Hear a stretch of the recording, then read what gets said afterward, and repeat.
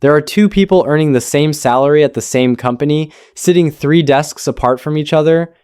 They both received the same raise last April. They both have access to the same 401k with the same employer match. They both describe themselves as reasonably responsible with money. From the outside, their financial lives look nearly identical.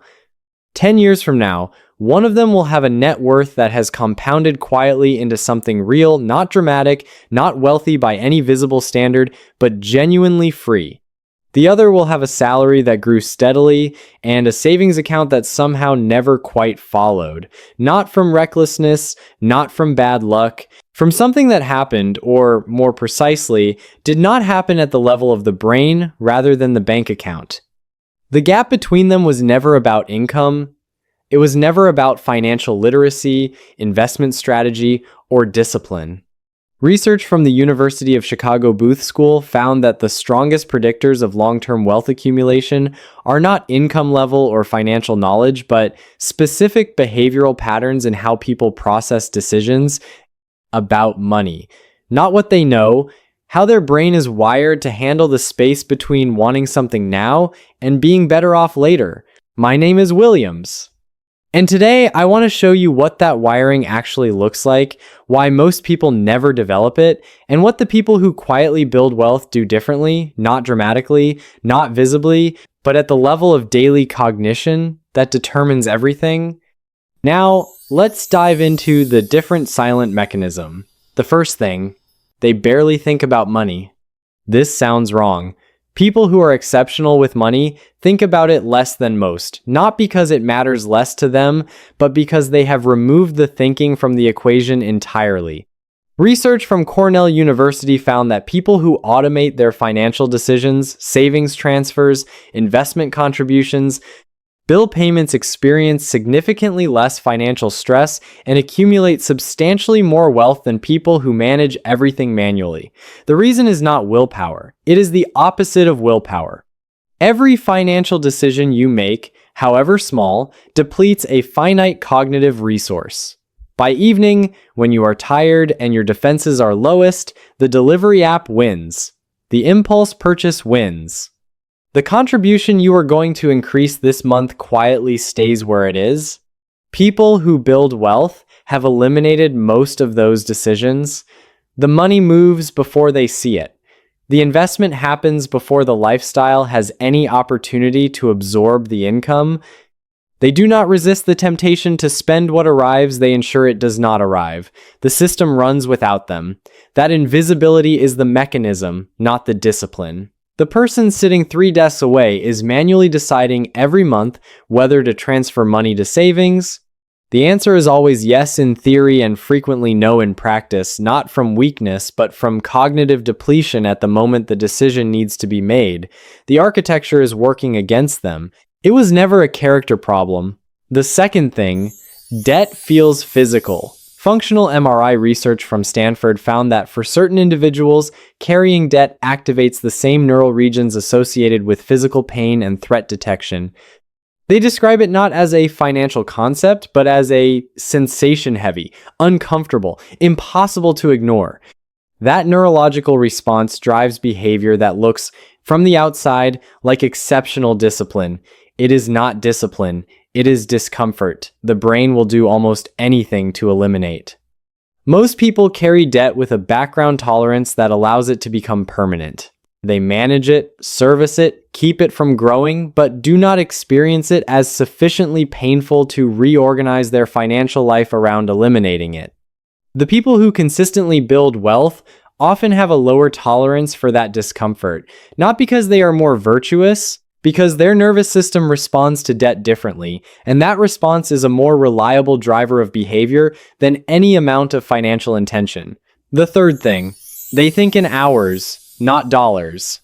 Research published in the Journal of Consumer Psychology found that people who frame purchases in terms of labor time rather than currency make significantly more rational spending decisions.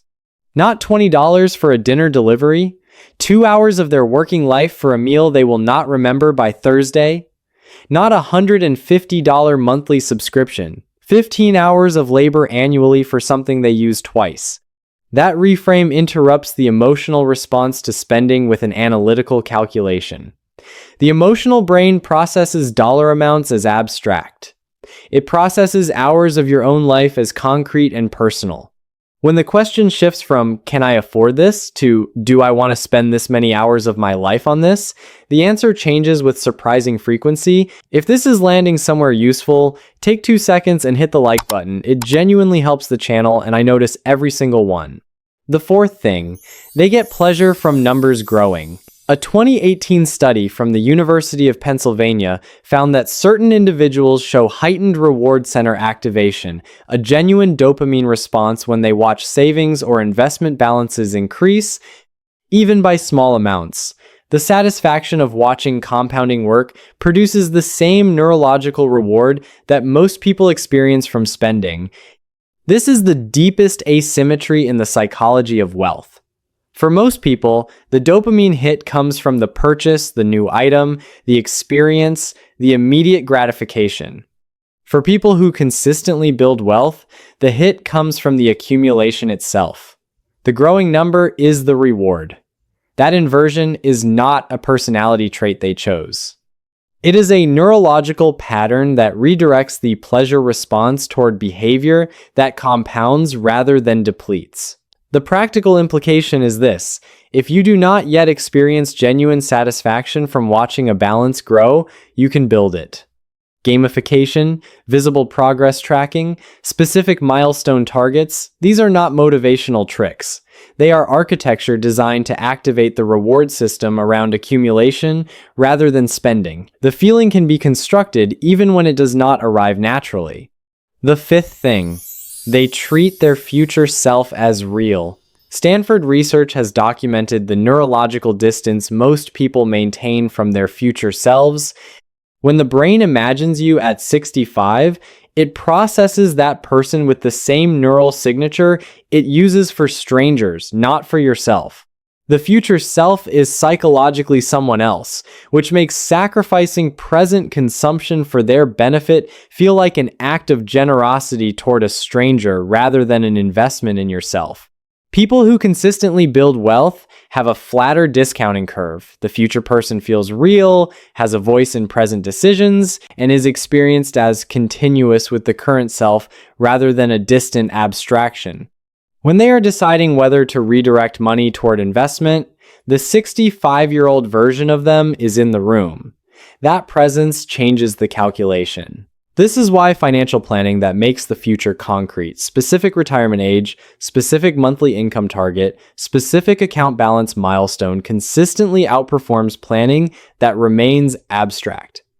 The future self becomes more real the more specifically it is imagined, and a real future self is worth more to the present brain than an abstract one. The sixth thing, they feel uncomfortable when spending matches income.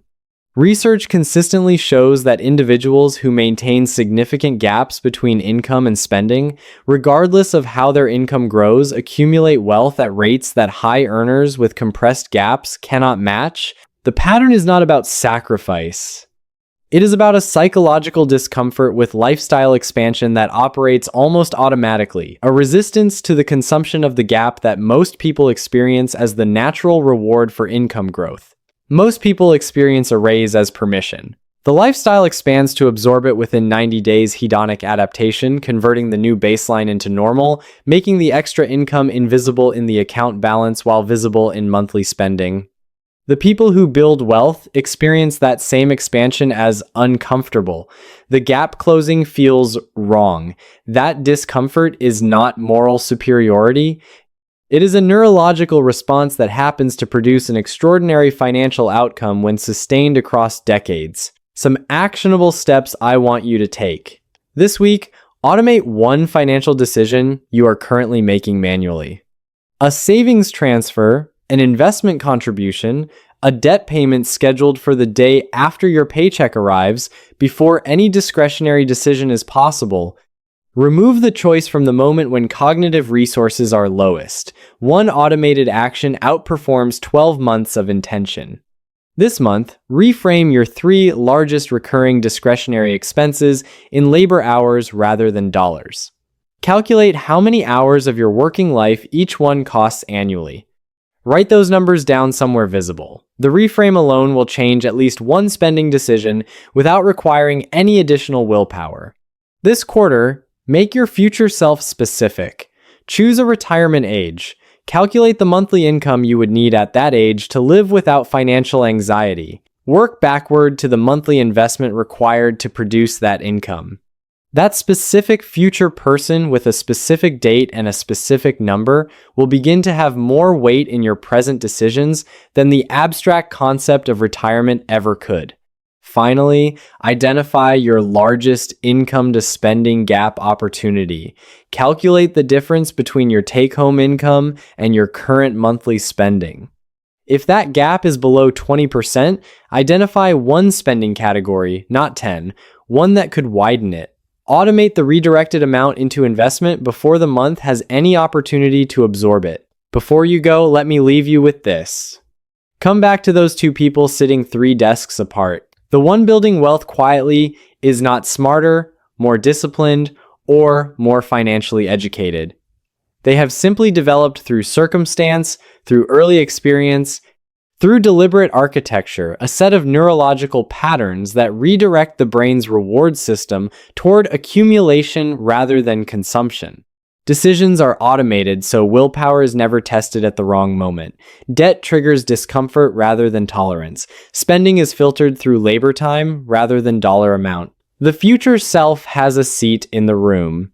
The person whose savings never quite follows their salary is not failing. They are operating with a brain that was never given the architecture to behave differently, making manual decisions that should be automated, tolerating debt that should feel urgent, experiencing the reward at the moment of purchase rather than at the moment of accumulation. The gap between them was always behavioral, never income. The research has been consistent on this for decades. And the behavioral patterns, unlike income, can be built deliberately, one system at a time, starting with a single automated transfer on the day after the next paycheck arrives. The silent reason most people never build wealth is not what they earn. It is what their brain does with a decision in the moment between impulse and action. That moment can be eliminated. The decision can be made in advance, in a calm moment, and then automated into irrelevance. That is what the person 3 desks over figured out. And now so have you. If you are genuinely getting something from this, consider subscribing. I make videos like this every week, and I try to make every single one worth your time. I'm Williams. I'll see you in the next one.